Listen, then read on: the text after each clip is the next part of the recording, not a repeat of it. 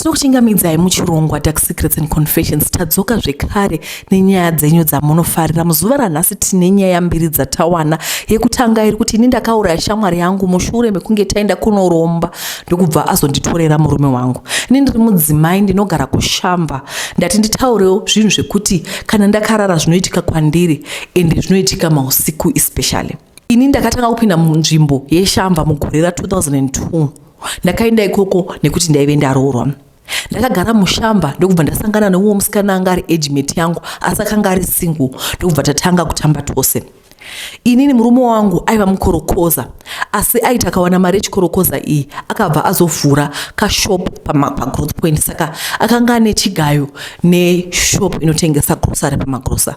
Murume wangu akanga ane chihure, aindirova, aindishungurudza, shamwari yangu ichizviona zvese izvi. Kubva shamwari yangu yatondiadvisa kuti wangodiko kutanga business rako, hodhawo tunhu twako uchitengesa. Ndakatanga kuhodha tunhu twangu ndikatanga kutengesa. Asi zvinhu zvakanga zvisingafambi. Ishamwari yangu akanga achihodha zvinhu zvake achitengesa. Ndokuzoenda kwatakaita tikasvika tikanzi tukurure mapenti atange takapfeka abikwe nemushongwa, asi mapenti aya taifanira kufamba nawo mubhegi kwese kwatinoenda. Zvinhu zvitagazvita takabatana tichida kuita business tese, so mapenti aya akasungwa tiri 2 pamiko. Number 1, takapiwa miko dzekunzi tainge taifanira kugara tisina kupfeka mapenti tichitengesa. Number 2, taifanira kuti kana tave kunguva yedu yekuenda kumwedzi taifanira kutora cotton topfekera mukati menhengo, topota tichiti kana rikazara tochinja tonoisa mujinga megomo. Taenda kuma periods tose at the same time. Number 3, takanzi mapenti afanira kusunungurwa. Anenge asunungura penti haaffectiwi, asi zvinoaffecta anenge asipo penti parinosunungurwa obva apenga, zvozongopera mukufa. Takabvumirana nazvo tese ndokutanga business redu. Aiwa business redu rakakura, taisanetsana, tainzwanana neshamwari yangu. Zvinhu zvedu taita hatina kana one day ratakambonetsana. Shamwari yangu akazoita mimba muna 2009, ini hana kundiratidza baba vevana, akangoti iboyfriend yake yanga ichingoriwo one night stand. Iniwo nemurume wangu taitoseka, pana kana chandakambofungira, taitoseka unubu hweshamwari yangu. Since tanga taane mari, mwana wake akazokura ndobva atanga kunopinda chikoro. Pachikoro apa ndo pakatodzidzawo vana vangu inini kuprimary school, ende chikoro ichi chakanga chichidhura asi taiafoda hedu because atichitengesa, uyezve mari yehurombwa yanga iripo yakati wandei. Murume wangu akazofa hake nerufu rwaMwari. Akafa tanga tave nedzimba 4 mushamba. Pakugowa kwezvinhu ndakashamisika pawill pakanyorwa shamwari yangu nemwana wake vachinzi vapiwe imwe imba uye vawanewo zvimwe zvakadaro. Ndakabvunza ndokuona kuti hama dzese dzaitoziva kuti mwana weshamwari yangu mwana wemurume wangu, zvakare kuti shamwari yangu aive akatobvisura pfuma behind my back nemurume wangu. Ini ndaive murima, aitomboenda kumusha nemurume wangu, vamwene vachivapa pekurara. Ndakabatikana kusvika pekupedzisira neshungu ndakanosunungura miko yemaPantie Edu atakanoromba nawo. Akangoti ari mushopu akatanga kurasa njere, achibva abvisa hembe ndobva azviwisira mota, ndokutsikwa kwakaita ndokubva afa. Nawo chakunetsa anouya manheru achindibvunza kuti wakandiurayirei, handiti takaita zvinhu tese here tikabatanidza mapant. Kubatanidza kwatakaita mapant kuya yaidova mhiko yekuti iwe neni tanga tave chinhu 1, saka even murume wedu taifanira kuva nemurume 1. Enda unoudza hama dzangu zvawakaita uye taura kuti taive takaromba. Ndiyo nyaya yatawana yekutanga, inyaya inotyisa. Vedweka zvinhu zvachona it's unbelievable. You know, people vanotobvunza kuti imi zvinhu izvi zvoite zvechokwadi, indongotumi gome imo. Inasina mbonawo zvakadaro vedwe. Ndio zvakaitika izvi. Madzimai anobatikana panyaya dzevarume vavo.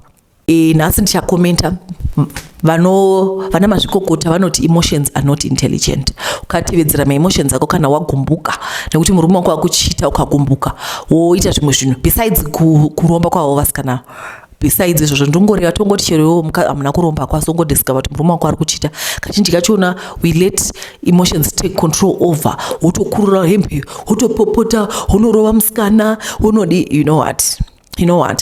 Ndogara ndichitaura kuti ini ndaitotaura hangu neshamwari dzangu ndichibvunza kuti zvinokubatsira chii, because chero ukamurova hazviri kuti vanorambana. Unorovere musikana, rova murume wako. But kungoti wapanga asingazokwanisa ke zvekurova murume wake angafa. Right, saka ndo zviripo izvozvo. Ini ndiri kungotaura kuti emotions are not intelligent. take a time, breathe, think, kuti ndije say, how can I handle this in an intelligent way? I just assume kuti ndikutaura nevanhu vari I know you guys, a lot of you stay in the UK, a lot of you stay in Spain, a lot of you stay in Zimbabwe, a lot of you stay in South Africa, and I know a lot of you are professionals, because chiro ndikaposta video makuseni amuioni munotaka kuenda kuma11 saka makusena ndoza tune mchindi sana kuchikoro mune mchinda kubasa saka ndiri kutaura nevanhu vanoenda kubasa ndiri kutaura professionals here. Sometimes it's not worth it kuzvidzikisira to degrade yourself fighting throwing tantrums, fighting uchizvinyadzisa. It's not worth it, because chero murume wachona ukadaro hamboregi anongoramba achiendera mberi nekura.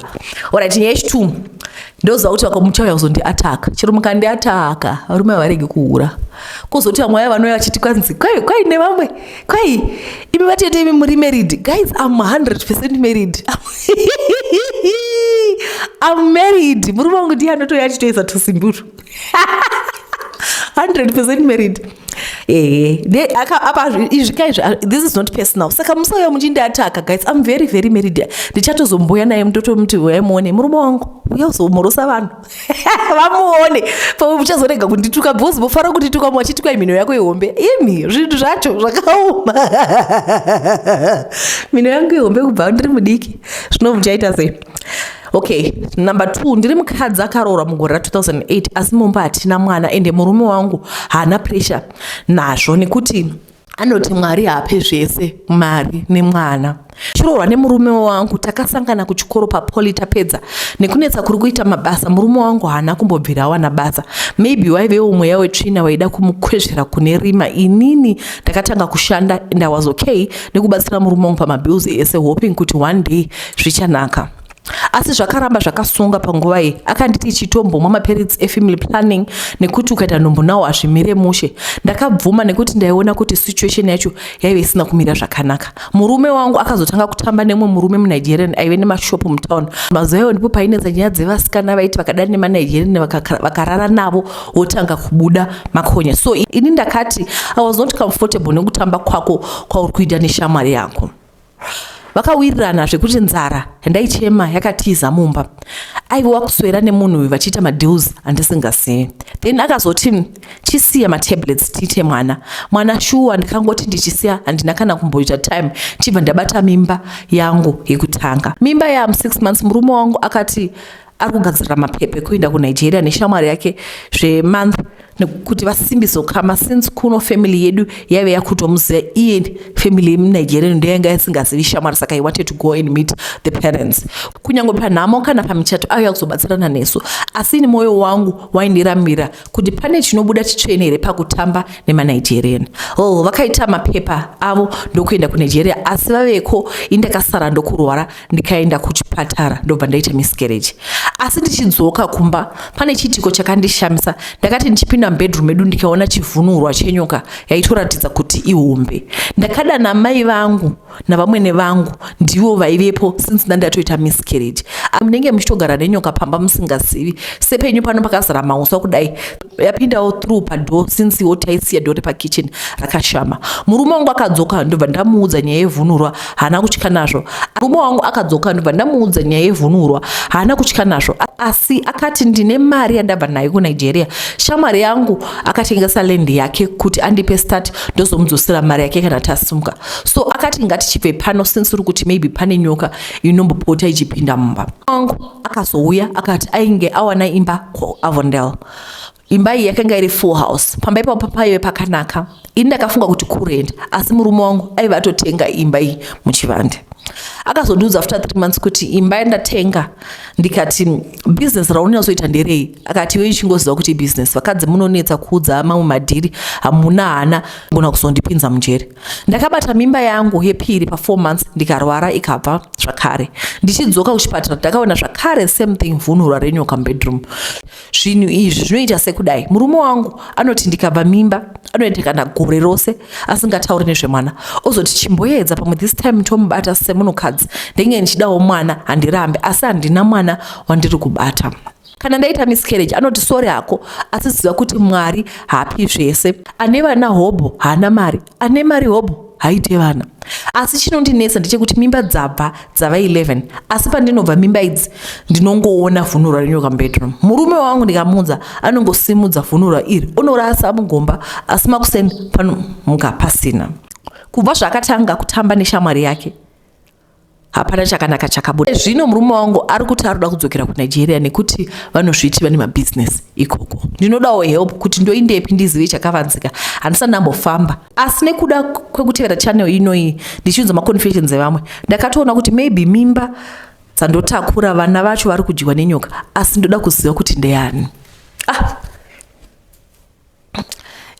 Ndopaperera nyaya yedu yechitu apa. Vari kuti because vari kuona maconfessions epachannel pano apa havachazivi kuti ndizvo here kuti nyoka inosema vhunurwa iyi ndiye murume here kana kuti vari kungoona zvinhu zvisipo kana kuti kungobvawo mimba zvinhu zviri normal. Vakutova suspicious pamusaka pekuti vari kuonawo vachivhurika pfungwa zvavari kuya pano pachannel vachionawo mastori evamwe saka vafunga kuti kuromba. Saka guys, you need to be, we cannot just say taona uyu yakaromba because takaona zvinhu pachannel. No, we need to be tofanira kufunga. We need to be rational.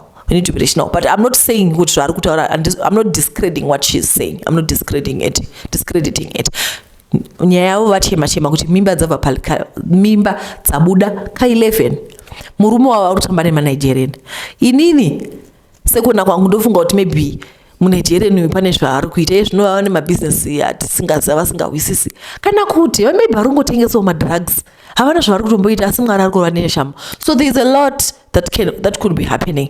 Saka imimi munofunga kuti kudi guys movati mai havaende kun'anga here kana kuti ngavanamate. Inini ndakutotya kuti namatai because ndakati guys namatai svika munongogara muchingoti namatai imi hamudi izvozvo moda kunzi munhu ngaaende kun'anga enda kuna sekuru tasvo ndezvamunoda but inini saka ini handizivi kuti what's the solution but ndoziva kuti Mwari ane simba.